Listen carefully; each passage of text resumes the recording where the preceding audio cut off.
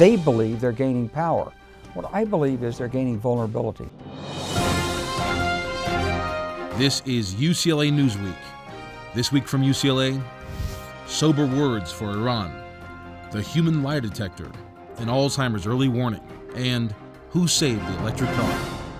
With Iran's Bushehr nuclear power plant only days away from operational capability, General Wesley Clark sat down in studio to discuss Tehran's perilous march towards nuclear armament and how that will weaken its future. Well, countries will do what they have to do to defend themselves, and the Israelis have a deep-seated fear of Iran, promoted by President Ahmadinejad himself, who's made so many threatening statements about wiping Israel off the map. And he's followed through with a number of actions that are threatening, including not only the arming and support of Hezbollah in its rocket attacks on Israel in 2006, but also the rearming after that campaign, and attempting to get involved in Hamas and rearming Gaza.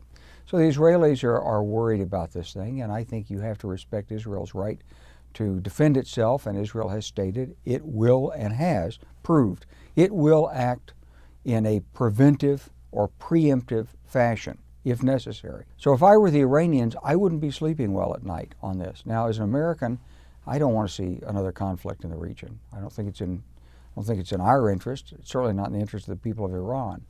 But the Iranian state seems determined to march down the avenue to acquire the capability to produce nuclear weapons. Whether or not they're going to produce them, that's another separate decision step. And astute bargainers that the Iranians are, they're going to squeeze every drop they can out of this washcloth as they wring it out. So first they can reprocess, and then they can enrich the reprocessing, and then they can use civilian nuclear power, and then they have the capacity to launch a long-range missile, and then they have the capacity to do fancy electronics, and eventually, you know, at every step they believe they're gaining power. What I believe is they're gaining vulnerability, and the Iranians should not assume that because they get nuclear weapons, they're therefore free to act any way they want in the region. In fact, it increases the likelihood that they won't get nuclear weapons. If they acquire them, they won't be allowed to retain them. If they attempt to retain them, that they will be attacked and destroyed. So it actually raises the risk for the government of Iran.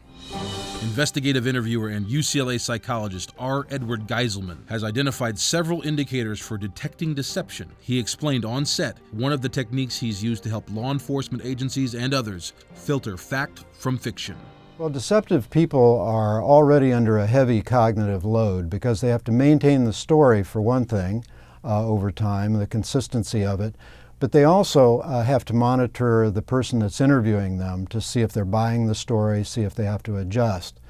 So they're already under a heavy cognitive load. So if we can do anything to further increase that load, we thereby increase the likelihood that we're going to be able to see the telltale signs of deception. And one of the things we try to do is ask them for the story in reverse. Let's start at the end of what happened and go backward in time. Be as detailed as you can. Just tell me the story in reverse. Deceptive people have a great deal of trouble doing that. Some truthful people do as well, but deceptive people really have a tough time doing it. And as I said, the basic indicators of deception start showing up once you put them in that situation. And now, a look at some of the other stories making news at UCLA. UCLA scientists have discovered that a gene that increases the risk of Alzheimer's actually begins to do damage to the brain 50 years before the onset of the disease. A form of the clusterin gene that is present in 9 out of 10 Caucasians impairs the development of myelin, the protective covering that surrounds the brain's axons, increasing vulnerability to Alzheimer's later in life. According to a new study, Los Angeles will be a U.S. leader in the market for electric vehicles by 2015, accounting for nearly 1 out of every 10 automobiles purchased in the city. By that time, roughly 9%, or an estimated 30,000 vehicles, will be on the streets of L.A.